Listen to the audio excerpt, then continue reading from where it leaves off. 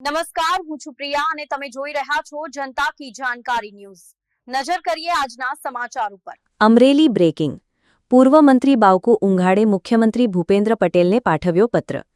અમરેલીના પટેલ સંકુલ નજીક થતી લુખાતત્વોની રોમિયોગીરી મુદ્દે પાઠવ્યો પત્ર। સંકુલની 8000 દીકરીઓ અને હોસ્ટેલમાં રહેતી દીકરીઓને ફસાવાનો કારસો બાવકુ ઉંઘાડ। અગાઉ એસપી શોભા ભૂતડાએ રોમિયો સ્કોડની રચના કરેલી બાવકુ ઉંઘાડ। સંકુલ નજીક પોલીસ ચોકી પણ સ્થાપીને જીપ ફાળવેલ બાવકુ ઉંઘાડ। રોમિયો સ્કોડ બંધ થતાં લુખાતત્વોની રોમિયોગીરી વધી બાવકુ ઉંઘાડ। પટેલ સંકુલના પ્રમુખ દ્વારા જાણ થતાં મુખ્યમંત્રીને પત્ર પાઠવ્યો બાવકુ ઉંઘાડ। રોમિયો સ્કોડની રચના કરી લુખાતત્વોની રોમિયોગીરી બંધ કરાવવાની માંગ કરતા બાવકુ ઉંઘાડ। અહેવાલ રાજુ કારિયા વડિયા। અમરેલી શહેરમાં જે ચક્કરગઢ રોડ ઉપર પટેલ સંકુલ આવેલ છે, આ પટેલ સંકુલના પ્રમુખ છે મનુભાઈ ઠુમર। તો મનુભાઈ ઠુમરની મારી સમક્ષ રજૂઆત હતી કે ઘણા વર્ષો પહેલાં અમરેલીના એસપી શોભાબેન ભૂતરા હતા, ત્યારે એક અમરેલી શહેરમાં બહુ સળગતો પ્રશ્ન હતો રોમિયોગીરીનો। એટલે કે અસામાજિક લોકો સ્કૂલ કોલેજનો સમય થાય જ્યારે સવારે આવવાનો અને બપોરે કે સાંજે જ્યારે સ્કૂલ કોલેજ છૂટે તો આ રોમિયાઓ અવારનવાર ત્યાં છેડતીઓ અને બાકીના અણછાજતા વર્તનો કરતા હતા। એટલે એ સમયે રોમિયો સ્કોડને લીધે અમરેલીમાં ખૂબ સારી કામગીરી થઈ હતી, પણ પછી આ રોમિયો સ્કોડ બંધ થઈ ગઈ હતી અને એની એક ચોકી આ પટેલ સંકુલની બાજુમાં પણ ઊભી કરવામાં આવી હતી। પણ ત્યારથી અત્યાર સુધી આ રોમિયો સ્કોડ સંપૂર્ણ બંધ છે।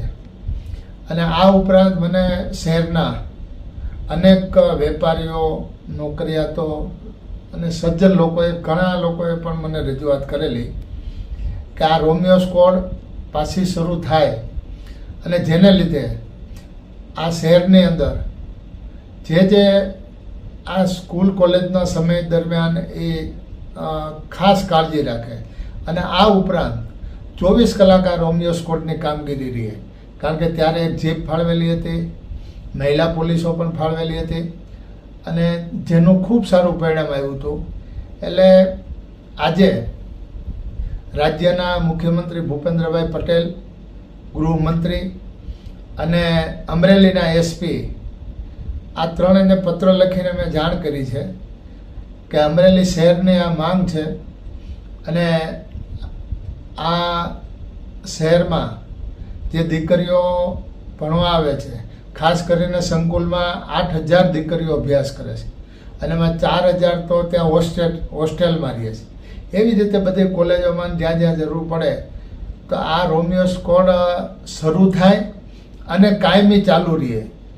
અને જે અવાવરૂ સ્થળો હોય છે, બગીચાઓ હોય છે, અમુક ક્યાંય હોટલો હોય છે કે જે એવા સ્થળો હોય અને રોડ ઉપર અને એમના રોમિયો સ્કોડના જે પોલીસ ભાઈ બહેનો હોય છે એ જીપ રાખે અથવા સાદા ડ્રેસમાં મોટરસાઇકલ રહે અને અમુક જગ્યાએ ઊભા રહીને આ કામગીરીની ફરજ બજાવે તો એક શહેરની અંદર આવા જે લુખાઓ અને અસામાજિક લોકો છે જે અનેક રીતે દીકરીઓને ફસાવે છે ખોટી રીતે અને પછી એક વખત ફસાવ્યા પછી એનો મજબૂરીનો લાભ લેતા હોય છે।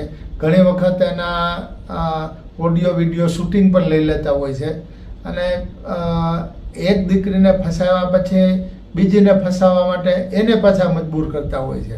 એટલે આવા બનાવો ન બને અને જે બનાવો બન્યા છે એમાં આબરૂના પ્રશ્નને લીધે ઘણા લોકો ક્યાંય ફરિયાદ પણ કરતા હોતા નથી અને જાહેર પણ કરતા હોતા નથી।